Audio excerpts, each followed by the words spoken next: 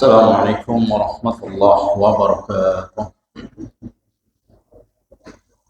Alhamdulillah ala ihsani wa syukru lahu ala taufiqi wa amtinani wa asyhadu an la ilaha illa wahdahu la syarika lah ta'ziman li sya'ni wa asyhadu anna Muhammadan abduhu wa rasuluh ad-da'i ila ridwani wa sallallahu sallama wa ala alihi wa ashabihi wa ikhwani ya ayyuhalladzina amanu taqullaha haqqa tuqatih ولا تموتن إلا وأنتم مسلمون وقال رسول الله صلى الله عليه وسلم من سلك طريقا يلتمس فيه علما سهل الله له به طريقا إلى الجنة. Akhwatul Islam a'azzani Allah wa iyyakum. Insyaallah pada kesempatan malam ini kita akan melanjutkan kembali kajian kita, pembahasan dari kitab Fathul Majid ala Syarah Kitab Tauhid yang ditulis oleh Syekh Abdurrahman bin Hasan al-Syekh rahimahullah. Kita sampai pada bab man haqqaqa tauhida dakhala al-jannata bighairi hisabin wala 'adzab. Barang siapa yang merealisasikan tauhid, maka dia akan masuk surga tanpa hisab dan juga tanpa azab. Ini dalam teks yang lainnya disebutkan bi ghairi hisabin wala adab. Sedangkan di sini teksnya sampai orang yang merealisasikan tauhid dia akan masuk surga tanpa hisab. Jadi bab ini adalah bab yang sangat bagus sekali sebagai motivasi bagi kita semua. Salah satu di antara keutamaan orang yang mengamalkan tauhid, maka dia akan masuk surga tanpa hisab dan tanpa adab. Ini suatu karunia yang besar. Karena tidak ada suatu amalan yang bisa memasukkan seseorang ke surga tanpa hisab dan tanpa adab, kecuali adalah tauhid ini tadi. Ya. Karena tauhid itu adalah berkaitan dengan ubudiyah, mengesahkan Allah Subhanahu wa taala dalam beribadah. Beliau Syekh Abdurrahman bin Hasan al-Syekh menjelaskan apa yang ditulis oleh Syekh Muhammad bin Abdul Wahhab bi ghairi hisabin wala adzab. Orang yang mengamalkan tauhid ini akan masuk surga tanpa hisab, tanpa adzab. Yang dimaksud dengan tahqiquhu, mengamalkan dan merealisasikan itu artinya takhlisuhu wa tasfiyatuhu min syawaibi syirki wal bid'ah wal ma'asi. Ini konteks yang harus kita pahami. Yang dimaksud dengan orang-orang yang mengamalkan tauhid artinya orang-orang yang benar-benar mengikhlaskan niat dalam segala bentuk ibadah ditujukan kepada Allah semata. Kemudian wa tasfiyatuhu, memurnikan tauhid pada Allah Subhanahu wa taala dan menghilangkan dari berbagai macam bentuk-bentuk kesyirikan. Bukan hanya kesyirikan, tapi juga harus meninggalkan dari perbuatan bidah, ya, amalan-amalan yang tidak dicontohkan, diajarkan oleh Nabi Sallallahu Alaihi Wasallam, dan juga dia harus meninggalkan perbuatan ma'asi. Itulah orang yang akan dimasukkan ke dalam surga tanpa hisab dan tanpa adab, dengan permodalan untuk mengamalkan tauhid. Selama dia menjauhi dari perkara syirik, menjauhkan diri dari amalan-amalan bid'ah, dan juga amalan-amalan perbuatan maksiat. Sebagaimana yang berdasarkan dari Alkitab, Allah Subhanahu wa taala menyampaikan dalam firman-Nya, ya, Inna Ibrahim kana ummatan qanitan hanifa wa lam yakun minal musyrikin. Sesungguhnya Nabi Ibrahim ini adalah ummatan qanitan. Dia yang selalu tunduk dan patuh kepada Allah Subhanahu wa taala. Hanifan, yang selalu lurusnya condong daripada perbuatan-perbuatan untuk mengamalkan tauhid, menjauhi dari perbuatan syirik dan semisalnya. Walam yaku minal musyrikin, Dan Nabi Ibrahim ini bukan termasuk orang-orang yang menyekutukan Allah Subhanahu wa taala. Ayat ini menjelaskan kepada kita semua, ikhwah sekalian, bahwasanya annahu kana ummatan. Yang dimaksud dengan ummatan ini artinya sebagai qudwatan. Ya. Ummatan itu artinya yang pertama adalah qudwah. Qudwah itu artinya apa? Sebagai suri teladan. Wa imaman, dan juga sebagai imam. Wa mualliman lil khair, dan Nabi Ibrahim alaihissalam itu sebagai pengajar kebaikan, pendidik kebaikan. Itu arti daripada kana ummatan, ya. Qudwatan, imaman, wa mualliman lil khair, ya. Sebagai suri teladan, sebagai panutan, sebagai pendidik yang baik. Wa ma dzaka illa li takmilihi maqamis sabri wal yaqin alladaini tunalu bihimal imama fid din.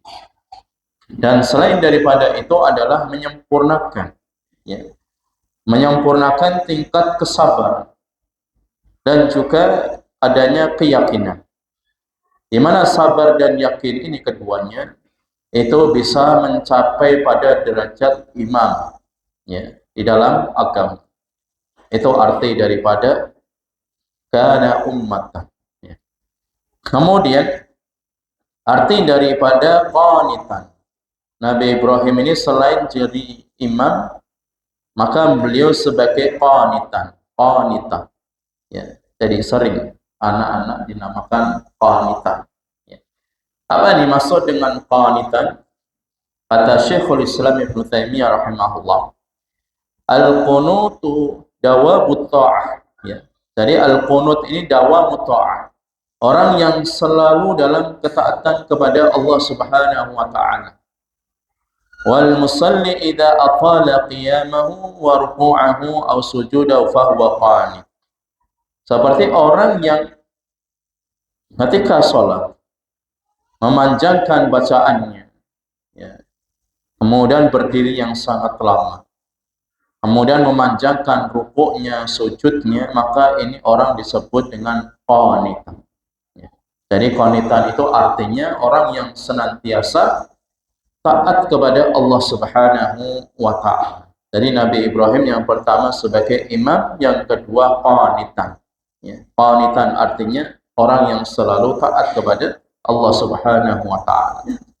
Sebagaimana di dalam firman yang lain dijelaskan, amman huwa qanitun ana'il laili sajidan wa qa'iman yahdharul akhirah wa yarju rahmata rabbih. Jadi yang dimaksud dengan qanitan sebagaimana firman Allah Subhanahu wa taala, orang-orang yang selalu melaksanakan, mendirikan salat malam, ya. Ana al-laili sajidan, di waktu malam hari dia sujud kepada Allah, kemudian berdiri melaksanakan salat. Yahdharul akhirah, ya, takut dengan ancaman-ancaman yang ada di akhirat.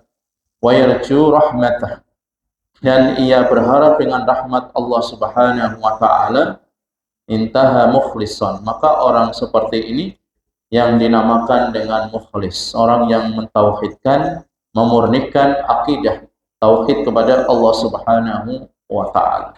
Itu arti daripada qanitan, artinya adalah orang yang selalu taat kepada Allah dengan qiyamul lail, dengan menjaga salat-salat sunnah, dengan melaksanakan ibadah-ibadah, baik itu ibadah mahdhah ataupun ibadah ghairu mahdhah. Kemudian yang ketiga adalah annahu kana hanifa. Jadi Nabi Ibrahim ini mendapatkan gelar sebagai hanif, ya. Dijuluki sebagai hanif, kata Syekh Rahman bin Hasan al-Syekh rahimahullah.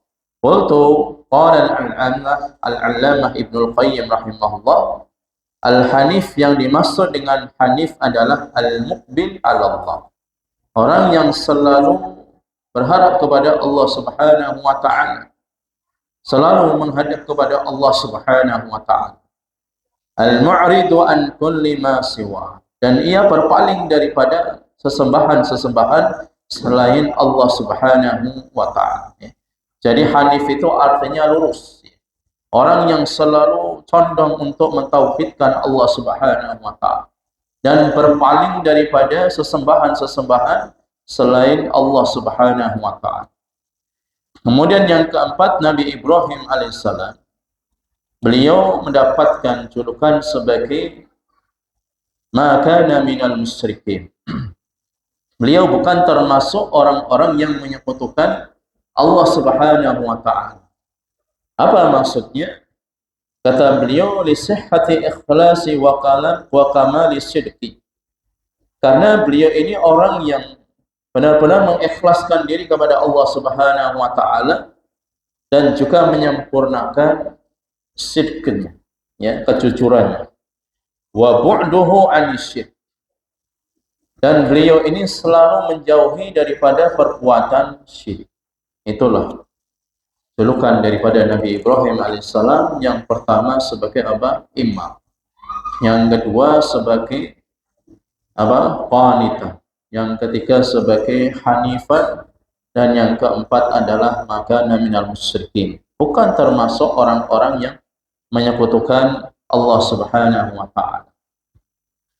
Maka kita akan jelaskan satu ayat ini, ya, terkait tentang judul bab tadi, orang yang merealisasikan tauhid akan masuk surga tanpa hisab dan tanpa adab. Semua orang pasti ingin mendapatkan keutamaan seperti ini. Ya. Beliau ingin menjelaskan kembali tentang ayat yang kita sampaikan tadi, bahwa Nabi Ibrahim itu adalah sebagai qudwah, sebagai suri tauladan. Allah Subhanahu wa taala sanjung Nabi Ibrahim dalam firman-Nya, qad kanat lakum uswatun hasanah fi Ibrahim walladzina ma'ah. Jadi sungguh sudah ada suri teladan pada Nabi Ibrahim alaihissalam, uswatun hasanah, suri teladan yang baik yang ada pada Nabi Ibrahim dan orang-orang bersamanya, bersama Nabi Ibrahim, yaitu umatnya. Ai ala dinihi min ikhwanil mursalin, dari saudara-saudara beliau yang seagama dari kalangan para rasul.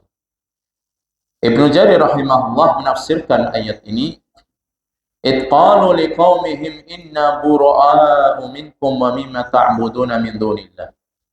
Dari mana Nabi Ibrahim alaihissalam ini sebagai uswatun hasanah? Karena kata Imam Ibnu Jarir rahimahullah, menukil juga firman Allah Subhanahu wa taala ketika Nabi Ibrahim dan juga kaumnya itu mengatakan kepada pelaku-pelaku kesyirikan, inna bura'a'u minkum, kami ini berlepas diri tentang apa yang kalian kerjakan dari perbuatan syirik. Kemudian wa mimma ta'buduna min dunillah, dan apa-apa yang kalian sembah selain Allah Subhanahu wa taala. Kafarna bihi, ya, kafarna bikum, kata Nabi Ibrahim dan juga orang-orang bersamanya. Ini dengan ketegasan, kami telah mengingkari apa yang kalian sembah. Wa bada bainana wa bainakum, dan sudah ada pembeda antara kita dengan kalian. Ini sarahatan, terang-terangan, ya, yang disampaikan Nabi Ibrahim kepada pelaku-pelaku kesyirikan. Apa yang menjadi pembeda di antara beliau dengan orang-orang yang melakukan perbuatan syirik, ya? Wa bada bainana, dan sudah muncul, ya, sudah nampak bagi kami dan bagi kalian al-adawah, adanya permusuhan, wal baghdha, artinya kebencian, abadan, selama-lamanya. Nabi Ibrahim membenci dan memusuhi orang-orang yang melakukan perbuatan syirik selama-lamanya. Sampai kapan? Hatta tu'minu billahi wahdah, sampai kalian itu benar-benar menyembah Allah Subhanahu wa taala, sampai kalian mengikhlaskan tauhid, ya.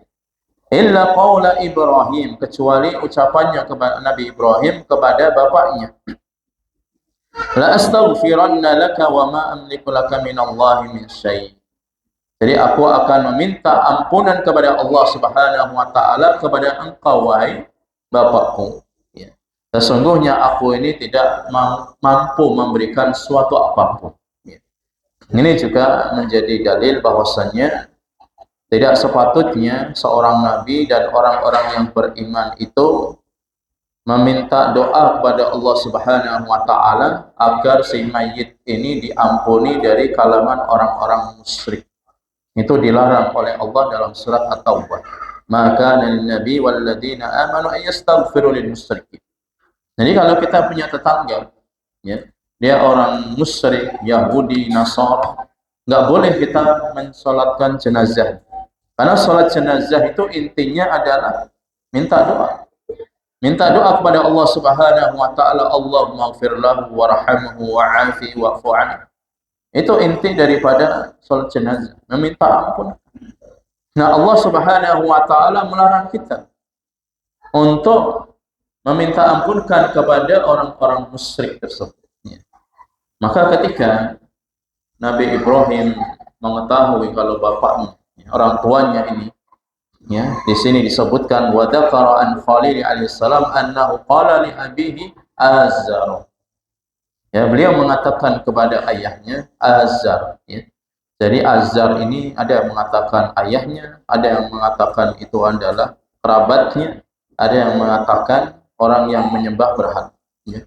Wa'tazilukum wa ma tad'una min dunillahi wa ad'u rabbi.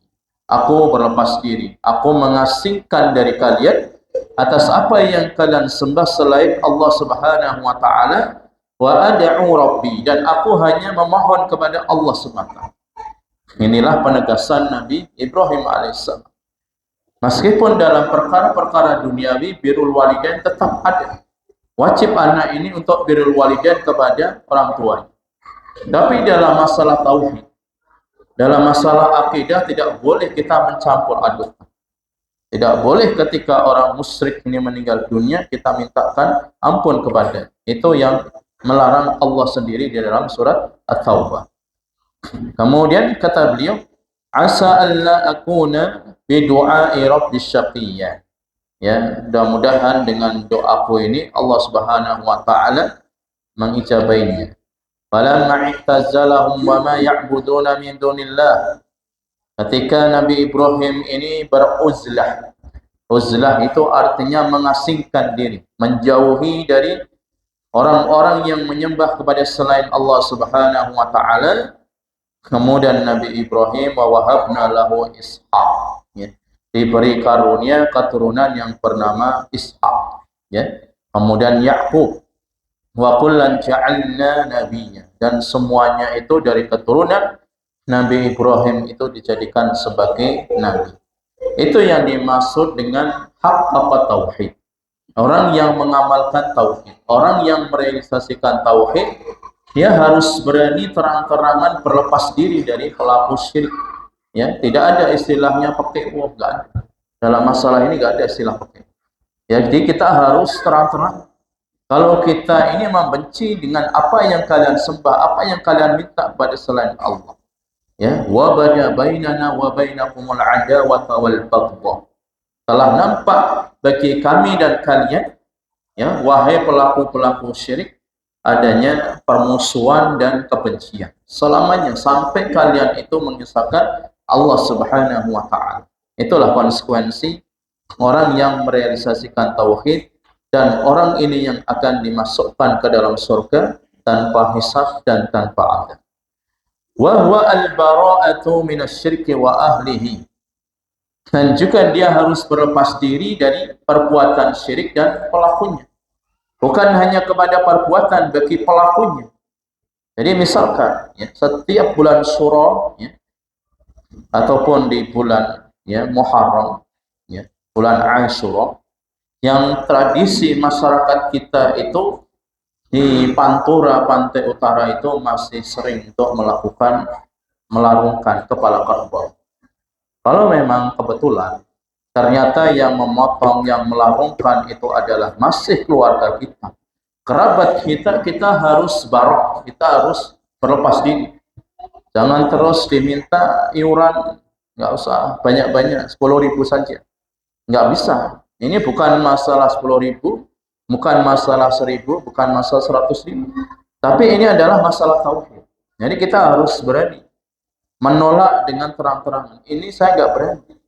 Mengajak apa yang kalian minta kepadaku untuk mengikuti acara tersebut. Ya. Meskipun itu diambil-ambeli, ya. Meskipun itu dengan kamuflase untuk nguri-nguri budaya, ya. Ataupun dengan menjaga kearifan lokal, nggak ada masalah. Ya. Nggak ada masalah tentang masalah kearifan lokal, tentang masalah nguri-nguri budaya. Kalau syirik ya tetap syirik. Ya. Jadi kita harus berani menampakkan diri. Kalau kita ini beda dengan mereka, kita ini harus berlepas diri dari mereka. Maka berat, ya. Hal-hal yang berkaitan dengan masalah hati, kalau kita ini tidak benar-benar orang yang kuat dalam masalah akidah, tauhid, maka yang ada akan terjadi pakewo. Wah, saya nggak enak. Nanti kalau saya menolak, saya dibenci. Ya. Saya tidak dikasih warisan, misalkan. Ini nggak ada masalah. Ya. Jadi masalah syirik ya syirik, masalah tauhid tauhid. Ya. Jadi hal seperti ini yang harus kita jaga. Kemudian, ya, ketika beliau ingin menjelaskan ayat tadi bahwasanya Nabi Ibrahim ini sebagai umat, sebagai imam, ya, dan juga Nabi Ibrahim alaihissalam ini dijuluki sebagai qanitan, orang yang selalu taat kepada Allah, orang yang hanif, orang yang lurusnya, mengharap kepada Allah Subhanahu wa taala. Kemudian Nabi Ibrahim pun juga mendapatkan julukan orang-orang yang berlepas diri daripada perbuatan-perbuatan syiriknya. Selanjutnya, di antara perkara yang sangat penting, ya, yang dijelaskan oleh beberapa para ulama seperti yang diriwayatkan oleh Ibnu Abi Hatim dari Abdullah Ibnu Abbas radhiyallahu anhu, inna Ibrahim kana ummatan. Ya. Jadi Nabi Ibrahim ini sebagai imam, bagi agama Islam. Walam yaku fi zamanihi ahadu alal Islam ghair. Karena di masa Nabi Ibrahim itu tidak ada orang yang semisal dengan beliau. Ya. Jadi nggak ada kecuali Nabi Ibrahim. Ya. Artinya apa? Wala munafatu baina hadza wa baina ma taqaddam, dan tidak menafikan orang-orang yang sebelum Nabi Ibrahim alaihissalam. Ya. Jadi para nabi, para rasul dahulu itu sangat besar ujian. Ya. Kita lihat bagaimana Nabi Nuh alaihissalam. Ujiannya di mana? Di keluarga. Ya. Ujiannya ada pada anak dan istri. Nabi Lut, ya, bagaimana ujiannya juga pada kaum. Artinya bagi setiap manusia itu ada ujian masing-masing. Tapi ujian yang paling berat adalah dari keluarga kita. Kalau kita masih bertolak belakang dengan pemahaman mereka, ya, ini ujian bagi kita. Ya. Sejauh mana kita ini untuk mengamalkan tauhid, sejauh mana kita untuk menegakkan sunnah. Kalau kita masih ada pekewo, nggak enak ini dan itu, maka berarti kita belum bisa dinamakan orang yang merealisasikan tauhid. Ya. Kenapa? Karena perkara ini adalah perkara yang besar, sehingga pahalanya pun besar, masuk surga tanpa hisab dan tanpa adab. Ya.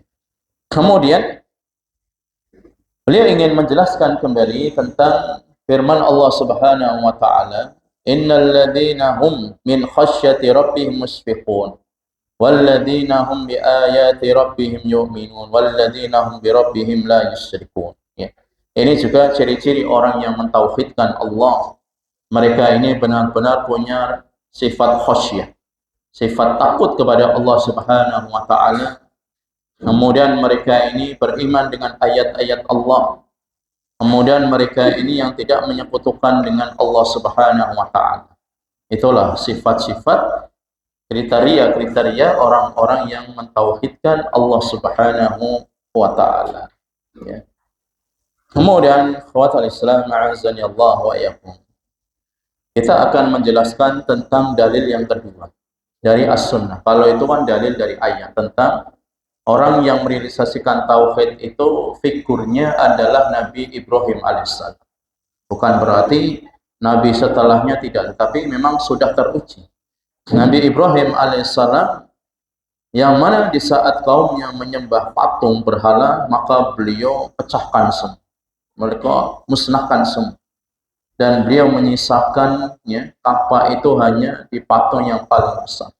Ya. Ini kan menjadi suatu masalah yang besar. Akhirnya Nabi Ibrahim alaihissalam ya, langsung ditahan dan dimasukkan ke lautan api. Ya. Dan konsekuensi orang yang bertauhid itu akan mendapatkan pertolongan dari Allah. Maka Allah tinggal innama arada amruhu an yakuna lahu kun fayakun. Kalau Allah berkehendak dengan sesuatu, api itu yang sifatnya panas, maka Allah katakan qul ya naru bardan wa salaman ala Ibrahim. Wahai api yang panas, jadilah kamu api yang dingin dan berikanlah keselamatan kepada Nabi Ibrahim. Jadi ketika Nabi Ibrahim dibakar itu ya seperti kalau saat ini kita di dalam ruangan yang ber-AC. Jadi nggak merasakan sakit, nggak pernah merasakan panas. Itulah pertolongan Allah Subhanahu wa taala bagi orang yang bertauhid. Orang yang melihatnya itu seolah-olah mati terbakar Nabi Ibrahim. Nabi Ibrahim malah nyaman ya, ngadem ya.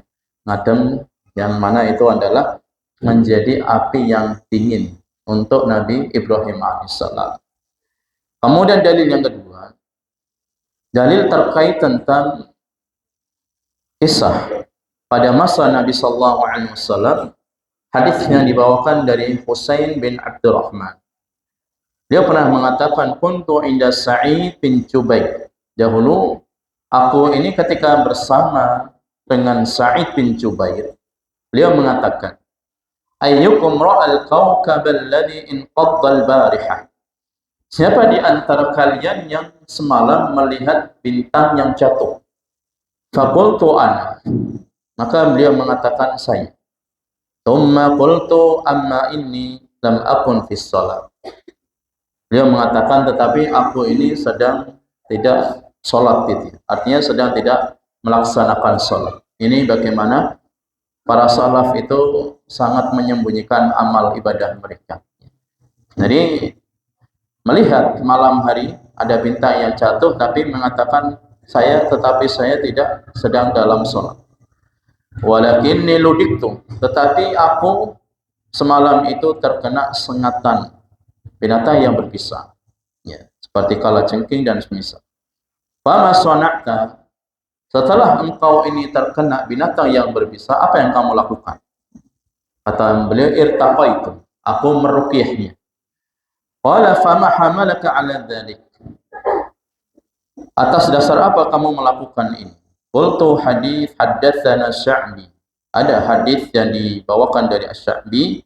Qala wa ma haddatsukum? Qala haddatsana Buraidah bin Husayb, ya, dari sahabat Buraidah bin Husayb radhiyallahu an, dia pernah mengatakan la ruqyata illa min ainin aw hummatin. Tidak ada ruqyah kecuali dari orang yang terkena penyakit ain, ya. Jadi penyakit ain itu benar adanya. Makanya kita harus hati-hati dalam memasang foto gambar keluarga di media sosial, itu bisa menyebabkan terjadi penyakit ain bagi orang yang tidak suka dengan kita, bagi orang yang ada penyakit hasad dalam hatinya kepada kita, ya. Qala qad hasana man intaha ila masami'a walakin haddatsana Ibnu Abbas an Nabi sallallahu alaihi wasallam. Tetapi aku pernah mendapatkan hadis yang dari Ibnu Abbas radhiyallahu anhu. Dia pernah mengatakan uridat alayya al-ummah, ya. Jadi Nabi sallallahu alaihi wasallam pernah ditampakkan, ya, tentang umat yang besar, ya. Fara'aitun nabi wa ma'ahu rah, dan aku melihat ada seorang nabi, pengikutnya itu ar-rahtu. Ar-rahtu itu dalam bahasa Arab bilangan 3 sampai 9 orang. Itu ar-rahtu. Kemudian Nabi mengatakan lagi, wan nabiyyu wa ma'ahu ar-rajul wa rajulan. Ada nabi pengikutnya itu cuma 1-2 orang. Bayangkan. Apakah kita katakan nabi ini gagal dalam berdakwah karena pengikutnya sedikit, jamaahnya sedikit? Tidak seperti yang ramai semarak salawat sampai ribuan, ya, sampai jutaan followers. Apakah dakwahnya para nabi ini gagal? Ya. Tidak. Wan nabi wa laisa ma'ahu ahad. Ada seorang nabi yang tidak punya pengikut sama sekali. Jadi kalau kita menyampaikan sesuatu nggak ada orang yang menerima, ya kita nggak usah pesimis. Wong sekelas Nabi saja itu tidak ada pengikutnya aja biasa. Kenapa kita orang yang bukan Nabi, bukan Rasul, orang masih belajar, kemudian kita menasihati keluarga kita, kerabat kita tidak menerima, lantas seperti kebakaran jenggot ya, marah gitu, tensinya tinggi, nggak perlu. Nabi aja nggak ada pengikutnya sama sekali biasa. Ya. Dan mereka menganggap ini bukan suatu kegagalan dalam dakwah. Karena Allah belum memberikan hidayah kepada mereka. Ya. Kemudian Nabi mengatakan, "Fadhanantu itrufi ali sawadun azim." Kemudian dinampakkan lagi kepada Nabi ada suatu umat yang besar. Ya. Fadhanantu annahum ummati. Dan Nabi Muhammad itu menganggap itu adalah umatku. Faqila li hadza Musa. Kemudian dikatakan kepada Nabi Muhammad, umat yang besar ini bukan umatmu wahai Muhammad, tapi ini adalah umatnya Musa, Nabi Musa alaihissalam. Fa nadartu fa idza sawadun azim. Kemudian Nabi pun ditampakkan lagi, ya ada umat yang jumlahnya besar. Faqila li hadhihi ummatuka wa ma'ahum sab'una alfan yadkhuluna al-jannah bighairi hisabin wala adab. Kemudian ditampakkan jumlah umat yang besar, dan di dalam umat yang besar itu ada 70, ya. Ada 70.000 orang yang masuk surga tanpa hisab dan tanpa adab. Ini keutamaan orang yang bertauhid, ya. Jadi 70 orang tadi masuk surga tanpa hisab dan tanpa adab. Ini khusus umatnya Nabi Muhammad SAW. Kemudian kemudian Nabi SAW bangkit, ya. Nahadha itu artinya bangkit. Nahdlatul ulama, kebangkitan ulama, ya. Jadi Nabi SAW bangkit dan beliau masuk, ya, ke rumah beliau. Fakhadun nasu fi ulaika. Dan orang-orang di sekitarnya Nabi, para sahabat itu mulai, yaitu bahasa kita ya kepo gitu, ya. Jadi penasaran, ini siapa sih 70.000 orang masuk surga tanpa hisab, tanpa adab. Sehingga sebagian sahabat mengatakan, ya, fala'allahum alladzina sahibu Rasulullah SAW. Mungkin bisa jadi mereka itu para sahabat Nabi SAW. Ini mereka beradu argumen, ya. Mungkin 70.000 yang masuk surga tanpa hisab, tanpa adab itu adalah sahabat Nabi. Sebagian mereka mengatakan fala'allahum alladzina wulidu fil Islam falam yusriku billahi syai'a. Mungkin bisa jadi mereka itu yang masuk surga tanpa hisab dan tanpa adab, mereka yang lahir dalam kondisi Islam dan tidak menyekutukan suatu apapun kepada Allah Subhanahu wa taala. Dan mereka banyak menyebutkan hal, artinya mulai penasaran, kepo, ya. Mereka siapa sih? Ya, penasaran. 70.000 orang yang masuk surga tanpa hisab dan tanpa adab. Fakharaja Rasulullah SAW. Nabi pun mungkin terdengar gitu, ya. Ini apa sih, orang kok semakin ramai di luar ketika Nabi menyampaikan 70.000 dari umatku itu masuk surga tanpa hisab dan tanpa adab. Ternyata ini malah menjadi viral gitu, ya. Artinya orang jadi booming, jadi penasaran, kepo dan sebagainya. Maka Nabi pun keluar dari rumah. Fa'akhbaruhum. Maka Nabi pun mengkhabarkan kepada orang-orang yang masih berunding tadi, ya, sedang topik yang hangat tadi, ya, menjadi topik yang hangat. Faqala humul ladzina la yastarqun. Maka Nabi mengatakan 70.000 orang yang masuk surga tanpa hisab dan tanpa adab itu, yang pertama adalah mereka orang yang tidak minta ruqyah, yang pertama. Kemudian yang kedua, wala yakfahun, dan tidak meminta dikai. Kai itu besi yang dipanaskan kemudian ditempelkan di bagian tubuh yang sakit, ya, seperti sakit kolera, kulit. Itu di masa Nabi itu dibuat obat, ya, dibuat terapi, ya. Itu yang kedua. Yang ketiga, kata Nabi, ciri-ciri mereka yang masuk surga tanpa hisab dan tanpa adab, wala yatatayyarun. Mereka ini tidak melakukan tatayyur. Tatayyur itu apa? mengundi nasib dengan seekor burung. Karena di masa jahiliyah ketika ingin safar itu mereka melepaskan burung seperti burung merpati. Kalau burung ini terbang ke kanan, selamat, bismillah, melakukan perjalanan. Tapi kalau burung ini terbang ke arah kiri, mereka itu mengurungkan niatnya, nggak jadi pergi, nggak jadi safar. Karena di jalan akan terjadi sesuatu. Itu namanya tatoyur. Dan tatoyur itu banyak. Ya. Tatoyur itu banyak, bukan hanya ini kan contohnya. Dan tatoyur yang masih ada pada masyarakat kita. Ya.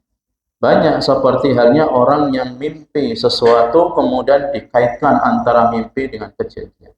Ya. Misalkan ya, ada kupu-kupu masuk ke rumah kita.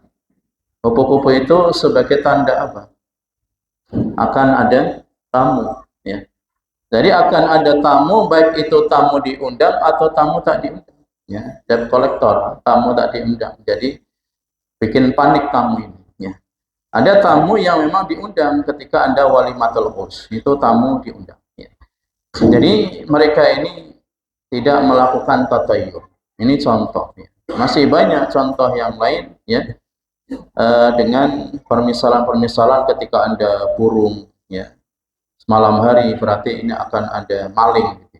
Jadi ada berkicau burung di malam hari, wah ini pertanda akan ada maling. Ini sudah tatayur ya.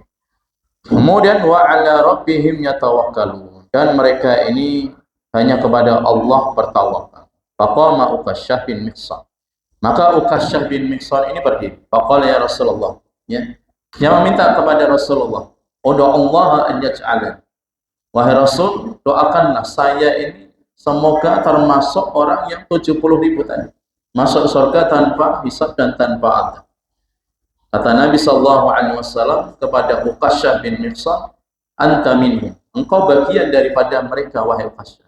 Termasuk 70.000 yang masuk surga tanpa hisab tanpa adab. Maqala ya Rasulullah ya. Kemudian sahabat yang lain itu minta juga seperti sahabat Uqasyah ya. Kan mumpung gitu ya, ada Nabi suruh mendoakan karena doa Nabi kan mustajab ya. Maka Nabi sallallahu alaihi wasallam, wah ini fitnah ini. Kalau ini sudah didoakan termasuk orang yang 70.000 masuk surga tanpa hisab tanpa adab. Kemudian ada orang minta lagi, minta didoakan, kemudian Nabi stop. Udah, saya tutup ya. Supaya kalian tidak minta lagi doa seperti ini ya. Maka Nabi mengatakan sabaqaka biha Uqasyah. Uqasyah sudah mendahului. Artinya beliau menutup dengan bahasa yang halus. Benar menolak, tetapi Uqasyah sudah mendahului. Ya. Supaya apa? Supaya manusia tidak hanya bertawakal dengan doa Nabi. Kalau sudah didoakan Nabi kan berarti tenang. Saya sudah dijamin masuk surga. Itu yang dikhawatirkan Nabi Sallallahu Alaihi Wasallam. Ya, saya sudah masuk waktu sholat isya. Kita lanjut pada esok.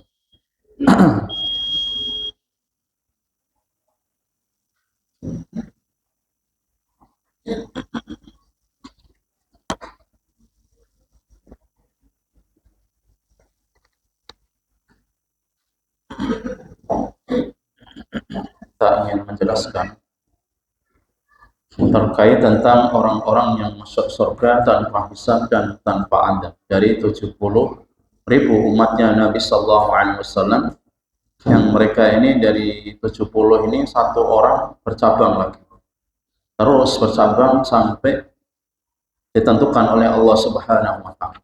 Ya. Dan diantaranya yang menjadi polemiknya, yang menjadi masalah besar adalah tentang masalah istirqa, meminta ruqyah. Apa yang dimaksud dengan meminta ruqyah ini? Apakah ketika orang yang meminta ruqyah itu benar-benar menafikan, menghilangkan kesempatan dia masuk surga tanpa hisab, tanpa adab, atau bagaimana? Ya. Kita perlu jelaskan sebagaimana para ulama menjelaskan tentang masalah ini. Jadi sebenarnya ruqyah ini adalah termasuk di antara berobatnya, tadawa. Ya. Fala haraj 'alaika fi talabir ruqyah wat tadawa. Tidak mengapa kalian itu untuk mencari atau berobat ya. Karena ruqyah ini termasuk daripada terapi. Dan ini ada dalilnya, dasarnya. Dari Nabi Shallallahu Alaihi Wasallam, beliau pernah ya di dalam hadis yang banyak. Bahkan hadis ini dikeluarkan oleh Imam Bukhari dan Imam Muslim.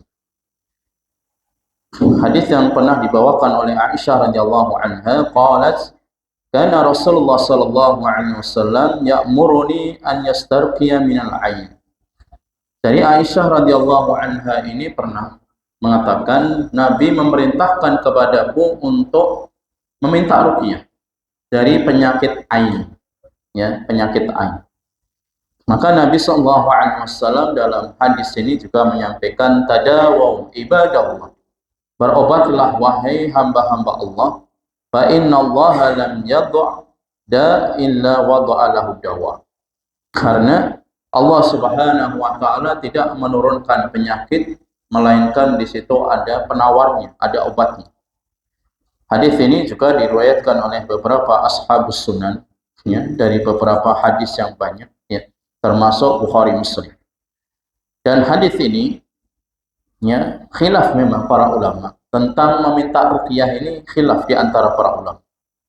Apakah yang dimaksud dengan meminta ruqyah ini, ya, dia itu benar-benar meminta ruqyah kemudian ia terhilangkan kesempatan masuk surga tanpa hisab dan tanpa adab, ya. Ada sebagian pendapat mengatakan la yastarqun ala tariqati ahli jahiliyah. Yang dimaksud dengan tidak meminta ruqyah ini seperti ruqyahnya orang-orang jahiliyah. Orang-orang jahiliyah itu ketika mereka meminta ruqyah, mereka itu meyakini ya'taqiduna annal adwiyata nafi'ah, bahwa ruqyah itu benar-benar bermanfaat.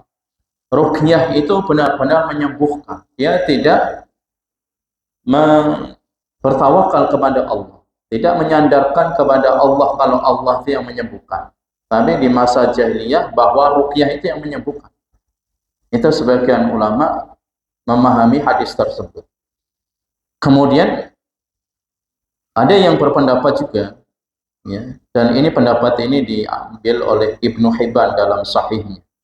Ada juga di antara ulama yang mengatakan alladzina la yatlubuna min ghairihim an yarqiyahum. Ada yang mereka tidak meminta ruqyah untuk menyempurnakan tawakal mereka kepada Allah. Wa ta'alluqa qulubahum wa ta'allaqa qulubahum bihi. Dan mereka ini menggantungkan hati ini kepada mereka. Warajahan Nawawi, ya. Imam Nawawi pun juga merajihkan pendapat ini dalam syarah Sahih Muslim, ya. Artinya kata Imam Nawawi tidak meminta ruqyah kepada selain mereka, ya, dari orang-orang yang mungkin melakukan ruqyahnya itu yang tidak syar'i, ya, untuk menyempurnakan tawakal kepada Allah, ya. Jadi meninggalkan ini karena ingin menyempurnakan tawakal kepada Allah Subhanahu wa taala. Ada juga di antara ulama yang berpendapat, faman talaba ruqyata wa qalbuhu muta'alliqun birraqi fala syak annahu kharijun min sab'ina alfa. Orang yang ketika meminta ruqyah dan hatinya itu bersandar kepada peruqyah. Nah, perlu digarisbawahi, ya. Dan hatinya itu bersandar kepada peruqyah, maka ini yang akan mengeluarkan ataupun menghilangkan kesempatan 70.000 orang yang masuk surga tanpa hisab dan tanpa adab. Jadi ruqyah itu ketika dia meruqyah bersandar kepada orang meruqyah, wah pasti sembuh ini kalau diruqyah kepada tabib ini. Maka inilah yang menghilangkan tawakal kepada Allah Subhanahu wa taala. Amma talaba man talaba ruqyah fa huwa mufawwitu amruhu ila Allah.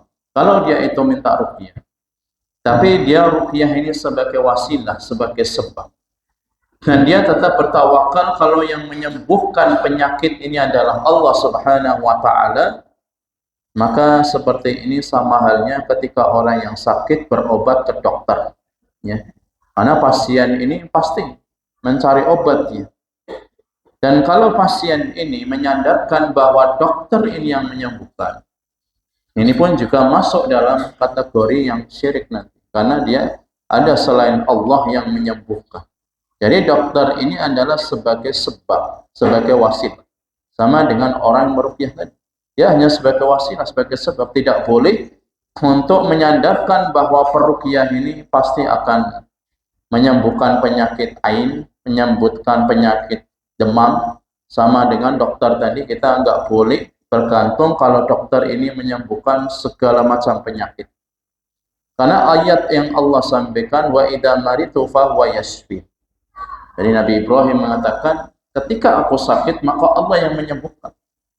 Dan salah satu kesempurnaan tawakal itu al-ahdu bil asbab. Kita harus mencari sebab. Jangan terus kita sakit, kalau Allah bakal menyembuhkan pasti akan sembuh. Itu bukan tawakal. Jadi tawakal yang benar itu artinya kita tetap bertawakal kepada Allah, Allah yang menyembuhkan, tapi kita mencari ikhtiar. Ya, ikhtiar itu kesempurnaan tawakal. Kalau orang yang minta ruqyah, dia tetap mencari kesembuhan kepada Allah, tapi melalui perantara-perantara seperti ini. Selama dia itu tidak bergantung kepada peruqyah tadi, maka dalam kasus seperti ini tidak mengeluarkan 70.000 orang yang masuk surga tanpa hisab dan tanpa adab. Ya. Jadi ini la yakhruju minhum, sebagaimana ini pendapatnya Ibnu Hibban. Ibnu Hibban dalam sunannya, ya. Karena sunan itu ashabus sunan diantaranya Ibnu Hibban, ya. Imam Muslim, Imam Bukhari, kemudian Ibnu Majah, Abu Dawud itu namanya ashabus sunan.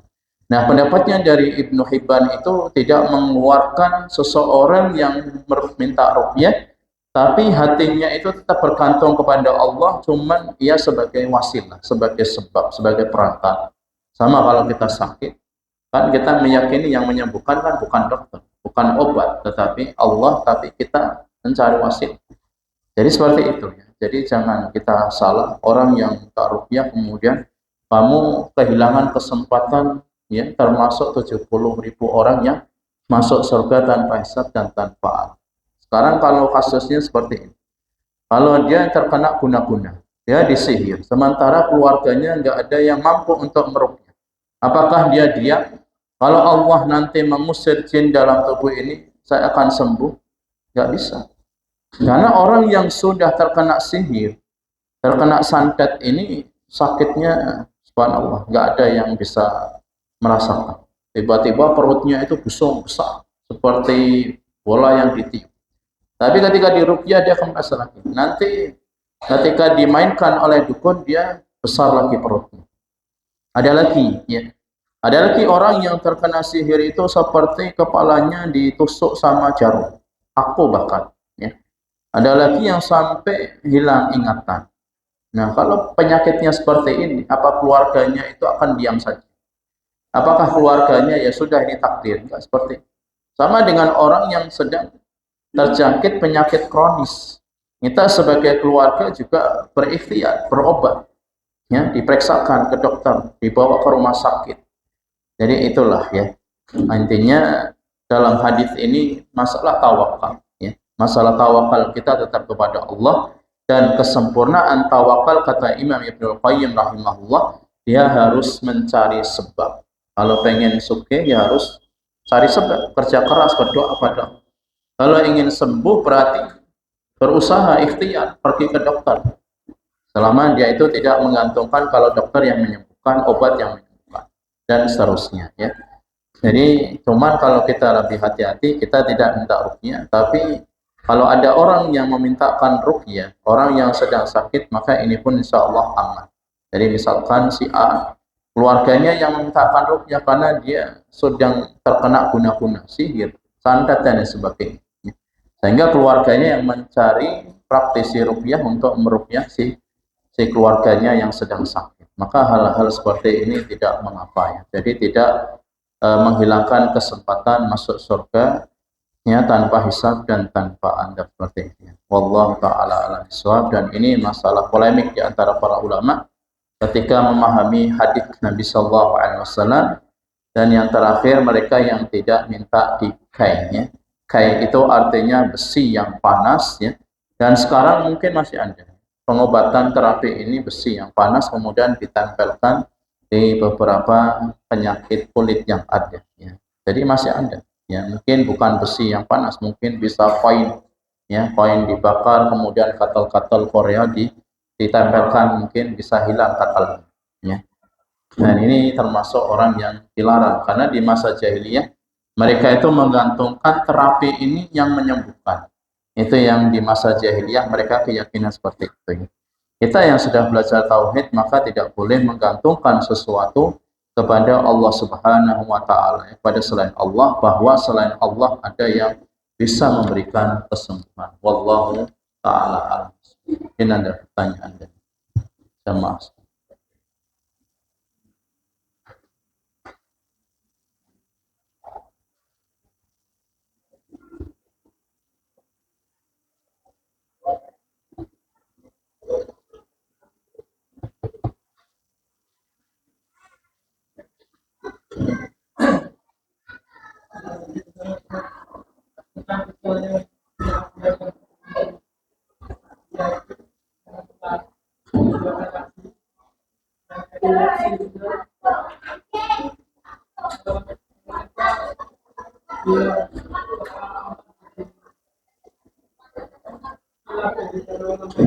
Iya.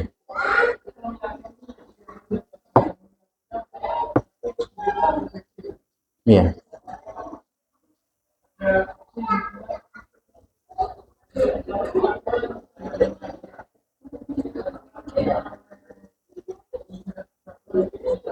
Ya. Iya. Jadi kisah itu ya, kisah wanita yang sedang terkena penyakit ayan, ya, epilepsi. Ya, epilepsi, ayan, dia tahu-tahu kejang kayak orang meninggal. Tapi memang penyakit ya, penyakit epilepsi namanya. Nah, wanita ini pernah meminta kepada Nabi Shallallahu Alaihi Wasallam, ya Rasulullah, tolong saya didoakan supaya hilang penyakit ini. Maka Nabi menawarkan kepada wanita yang terjangkit penyakit epilepsi tadi, kalau mau saya mintakan doa kepada Allah, tapi kamu kehilangan kesempatan masuk surga yang langsung gitu tadi, tanpa hisab tanpa akhir. Tapi kalau kamu sabar atas penyakit epilepsi ini, walakil jannah, bagimu surga. Kemudian wanita ini ya sudah. Kalau Nabi mengatakan seperti itu, saya ingin berobat, tapi malah diberikan dua opsi tadi. Kalau kamu mau saya bacakan, saya doakan pada Allah akan sembuh penyakitmu. Tapi kamu hilang dari kesabaran. Tapi kalau kamu sabar dengan penyakit ini, maka kamu akan kehilangan tadinya kesempatan tentang masa surga tadi. Akhirnya apa? Akhirnya wanita itu milih untuk tidak minta didoakan oleh Nabi atau tidak diruqyah. Kemudian wanita ini ya sabar dengan penyakit itu karena ingin mendapatkan surganya Allah Subhanahu wa taala. Cuman pertanyaannya, sabar enggak kita? Seperti wanita itu tadi. Kalau wanita itu sabar, ya insya Allah. Tapi kalau enggak sabar, bahkan kalau sampai keluar kata-kata su'udzon yang belakang, pasar belakang. Jadi yang wanita itu tadi, ya, ketika dia enggak sabar, ya, maka dia bisa jadi, kalau orang enggak sabar itu bisa su'udzon kepada Allah. Kenapa Allah berikan ujian kepada saya berat ini? Kenapa Allah tidak berikan ujian kepada orang-orang yang durhaka, orang yang bermaksiat, orang-orang yang berbuat dosa? Jadi bisa jadi muncul prasangka buruk kepada Allah, dan itu dosa besar. Berprasangka buruk kepada Allah itu termasuk dosa besar. Kita enggak boleh berprasangka buruk kepada Allah Subhanahu wa taala. Jadi intinya Nabi SAW menyampaikan kepada kita, tadawu ya ibadallah, ya. Jadi berobatlah wahai hamba-hamba Allah. Ya. Tentunya berobat itu ada beberapa kriteria. Jadi berobat itu tidak asal berobat. Yang pertama, ketika berobat itu benar-benar syar'i. Ya. Kalau misalkan ruqyah itu ada dua. Ruqyah yang syar'i, ada ruqyah yang tidak syar'i. Jadi ruqyah yang syar'i itu bacaannya dari ayat-ayat suci Al-Quran. Seperti surat Al-Fatihah, ayat kursi, kemudian As-Saff, ya. As-Saffat, kemudian Al-Kafirun, Al-Ikhlas, Al-Falaq, An-Nas, akhir Al-Baqarah atau Al-Baqarah 102. Itu ruqyah yang syar'i. Dan ruqyah yang tidak syar'i itu dengan amalan-amalan, ya, wirid-wirid, ya, mantra-mantra, bacaan-bacaan yang tidak didengar, yang tidak bisa dipahami, yang dibaca itu apa? Termimil gitu. Tapi nggak dengar apa yang dibaca, nah itu tidak sah. Ya. Jadi harus terdengar, harus benar-benar yang dibaca itu ayat suci Al-Quran. Ada juga orang yang meruqyah ini mengatakan kepada jin, kalau kamu tidak keluar dari tubuh ini nanti akan saya panggil si Barokso. Jadi orang yang menguasai tempat ini, yang sudah meninggal, ini jelas tidak syar'i. Ya. Dia ingin mengeluarkan jin tapi minta bantuan kepada jin, syirik. Ya. Jadi ini adalah perkara yang tidak diperbolehkan. Ya. Jadi ada beberapa kriteria berobat. Yang pertama itu bahannya harus halal. Kalau doa berarti doanya harus dari ayat-ayat suci Al-Quran atau hadis dari Nabi. Kemudian tidak dari bahan-bahan yang dilarang oleh Allah atau dari hal-hal yang haram. Seperti berobat dengan ular, itu kan perkara yang haram. Tidak boleh. Tidak boleh berobat kalau makan daging ular ini sembuh dari penyakit. Tidak boleh. Atau berobat dari binatang-binatang yang berbisa ataupun binatang buas. Ini enggak disyariatkan, ya. Jadi kita harus memahami ada beberapa kriteria obat-obat yang harus digunakan dan harus tajarrub. Artinya sudah terbukti kalau obat ini bisa menyembuhkan. Kalau tidak terbukti secara syar'i atau secara ilmiah nggak boleh berobat. Seperti apa? Ya. Seperti misalkan daun kelor gitu ya. Jadi daun kelor itu nanti bisa menyembuhkan segala penyakit.